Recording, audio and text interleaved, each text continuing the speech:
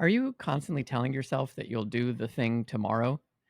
Hi, my name is Sam. I'm the host of the show Super Awesome You, Brave Enough Today. You can find more of this show's content on social media platforms like Instagram at Super Awesome You and on TikTok at Super Awesome You underscore podcast. This week, I was walking around and I had this epiphany, and it's related to this idea that we constantly tell ourselves, or this line we constantly tell ourselves that I'll just do it tomorrow, or I'll start tomorrow, or sometimes it might be waiting for a new year or your birthday or some kind of future event to do something that you've been putting off doing. In this specific example, I'm really referring to like a specific kind of growth project, something that tests your boundaries. It could be starting a new gym routine. It could be starting writing a book. It could be starting a podcast. It could be applying to schools or applying to jobs. Something that is relatively easy to put off because there's not really an expectation that you're going to do that you need to do this thing, right? It's not, no one is waiting on you doing this other than yourself. So you can very easily just tell yourself you're going to do the thing tomorrow. I have found in my life, at least, and I'm certain that this is true for most of us, that tomorrow never arrives. And the epiphany that I had this week is that the thing that you want to do that is going to help you, that you perceive to help you grow and get out of your routine and out of your kind of current state where you might not be very happy with yourself, that feeling is only going to leave by doing the thing that you want to do today. If you wait until tomorrow to start to apply for jobs or launch your podcast or record your first episode, you will be basically the exact same person that you are in this moment telling yourself that you're going to start tomorrow. So 24 hours are going to pass and you're going to be the same person and you're going to tell yourself, because again, you're the same person, I'll just do it tomorrow. So this idea of living in the future, where there's this future state of you that is motivated, inspired, is ready, they don't exist. And they will never exist if you keep telling yourself that you're going to do it tomorrow. That's a form of procrastination and it's a form of fear, I believe. You basically are afraid to start the thing. And so you tell yourself that some future version of you won't be afraid. But ironically, that future version of you won't be afraid only if you do the thing today. And it sounds maybe obvious to you, but to me, this was like just an enormous moment in my life because it all kind of made sense. Because I have heard many times before, do the thing today, don't put it off until tomorrow. And I never really understood that. I understood it in the sense of like that makes sense, but it never occurred to me the power behind that statement. And the power really is that you have to create the version of you that is ready.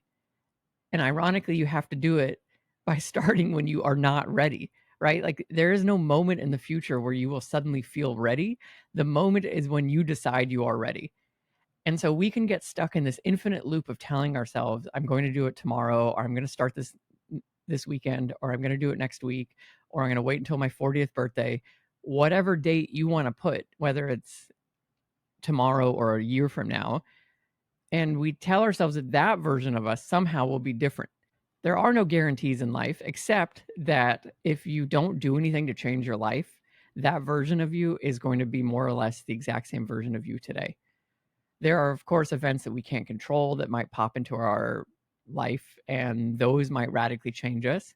We hear a lot of stories about people who might have near death experiences or might have something traumatic, or they might have a loss of a loved one. And those things remind us that, hey, time is temporary and it's loaned to us, basically. And those types of things can get us to move and feel motivated, or we might have a bottoming out. I know that I did certainly this year when I just started to feel way too crummy in the morning and I was getting basically food hangovers, like a version of food hangover, right? I don't drink. I haven't drinking almost a year now, but the food that I was feeding myself made me wake up and feel so crummy. And I likened it to having a hangover because I just didn't feel right in my body.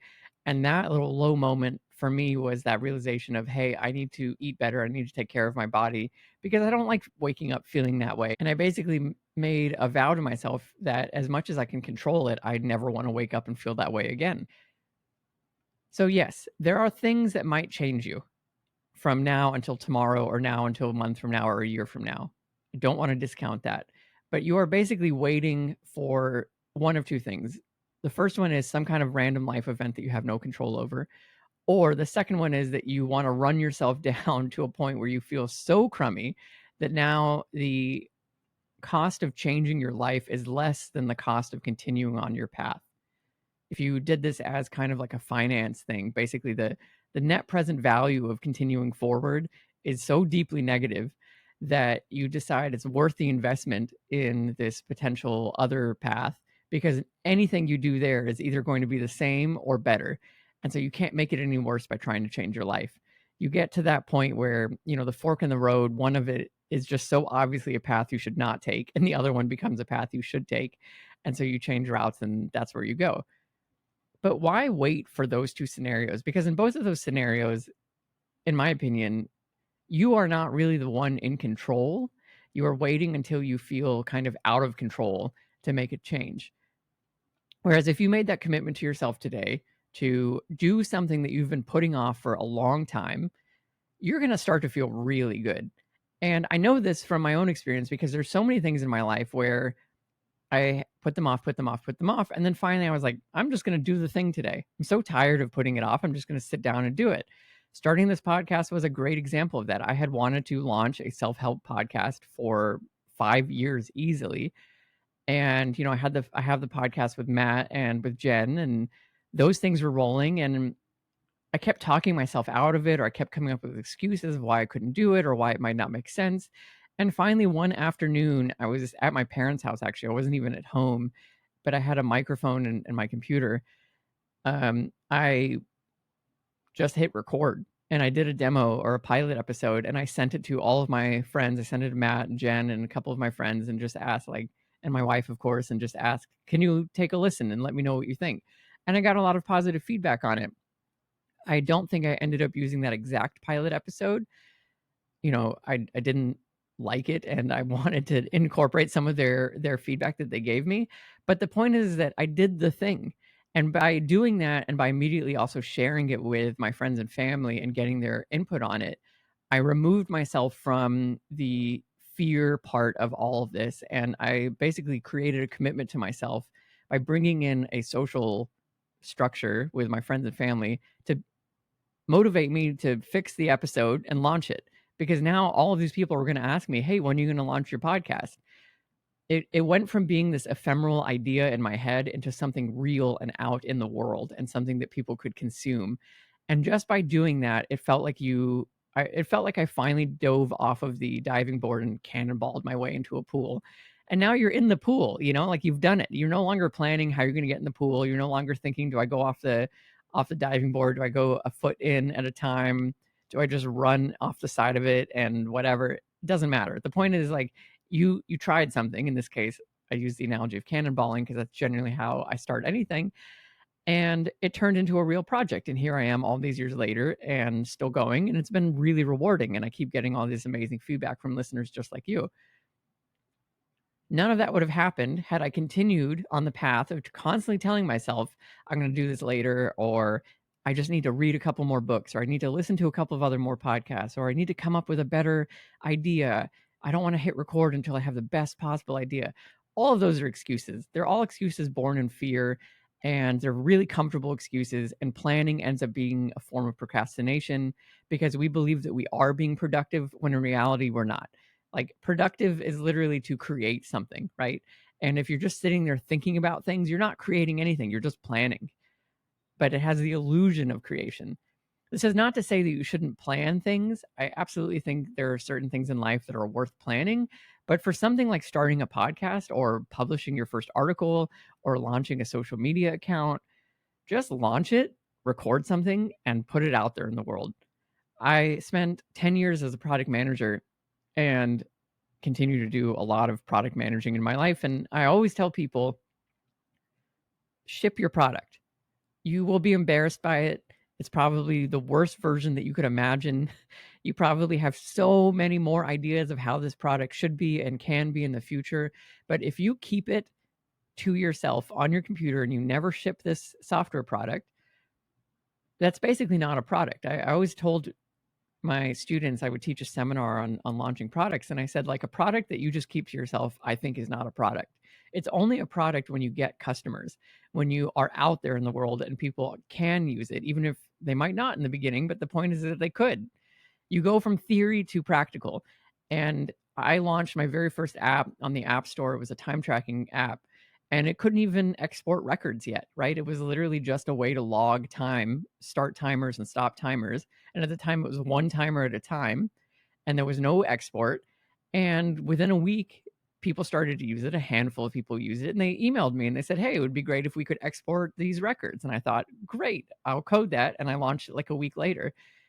But had I been in this loop of telling myself, "Oh, I need to wait until this is ready," or "I need to wait until the export's ready. I need to wait until I can do multiple timers. I need to wait until fill in the blank here," I would have developed this massive product all to myself, which then, in my opinion, is not a product. It's just like a little hobby for you. If that's what you want in your life, that's great. I don't want to judge people who create things just for themselves, but I think if you're listening to this show and if you're like me, you want to create things to share and for people to consume and to get that really cool conversation with strangers, effectively strangers in the world, of like, "Hey, I created this thing and I hope you find it useful." And then getting that feedback of people being like, "Yes, this is useful. Great job." It's a lot of fun. It's a rewarding space to be in. That really only happens when you stop planning and just start doing, and be okay with that first version. I really like that first version of the app was not great. It was so stripped down, but the point is that I did it and I hit publish and it was out there in the app store, and I was, to go back to the other metaphor, I was in the pool. I was now swimming around and figuring out my way and what I want to do next. My advice to you, if you tell yourself that you're going to do something tomorrow and you don't have a genuine reason for doing the thing tomorrow, find a way to start today. If, for example, you want to record an episode and today a bunch of, your family's home, they're home from summer, you're not going to find a quiet 5 or 10 minutes to record an episode, and tomorrow though everyone's going to be out of the house and you're going to get that quiet time, yes, wait until tomorrow. But maybe don't record the episode today, but do something to get you ready to record the episode tomorrow. Set up your little mini studio, bring out the microphone, put your computer literally how it's going to be. So all you need to do tomorrow is sit down and hit record. Or perhaps you write an outline of what you're going to talk about. Or maybe you go and do the pre upload in your podcast service where everything is ready except for the audio file, but you've titled it, you've written out the description for the podcast. There are a lot of things I bet that you could do on that day that get you closer, so that way, the I'll do it tomorrow part becomes just I'm going to record tomorrow, but I'm going to make progress on this idea today. That will help you change your mindset and change who you are, so that tomorrow when you wake up, you're actually not the same person. You're now the person who started your journey of recording your very first podcast episode. You've already got the title, you've got the transcript potentially, you've got the outline, you have your computer all set up, you've got your microphone out and hooked up. You maybe went and already opened up the browser tab where you're going to record this, or you've got just QuickTime open to hit record. Whatever your setup is, all of that is there waiting for you. Past you sets you up for success. So now all you got to do is sit in that chair and hit record. And I bet you'll find yourself doing it because you've already set yourself up. And now the activation energy is so much lighter. It's so much smaller to get over. Like that inertia is no longer there. So you sit down and record. And then guess what? The next day, not only have you recorded an episode, but you've done the outline already and you've got the title and you've got the description. And now on that third day, you're like, this is amazing. I'm 2 days into this thing. I'm going to publish this next week and get it, get input on it. Or I'm going to now send this out to all my friends and family and ask them to give me notes within the next couple of days. And you just build on that momentum. And before you know it, you will find yourself looking back at that version of you that said, I'm going to put this off. I'm going to put this off. And you'll just kind of head scratch it like, oh man, who was that person? I don't even know them anymore, because now I'm a person that does the thing that I say I'm going to do. I have found, to sum all this up, that I am the most joyous and happy version of myself when I make a commitment and I follow through on that commitment. And I strongly believe that if you become the type of person that does this stuff that you say you're going to do, even if it's like really small things, like I'm going to go clean the dishes, you go stand up and you go clean the dishes, or I'm going to do laundry today and you do laundry today. You start to build this pattern in your head of someone that shows up for yourself and someone that follows through, and you can count on yourself, and that is an amazing thing. It's wonderful for other people to be able to count on you in this life, but you also need to count on yourself. We break promises to ourselves way more than we break promises to others, and we are owed those promises the same as everyone else. When you make a promise to yourself, stick to it, and it will get easier and easier over time. And I really believe your life will change. I hope you have a wonderful, super awesome week. As always, reach out to me with whatever commitment you've got. We'll hold each other accountable. I'd love to hear from you. You can find me at Super Awesome You on Instagram and at Super Awesome You _ podcast on TikTok. I'll put links in the description, and I will see you next week.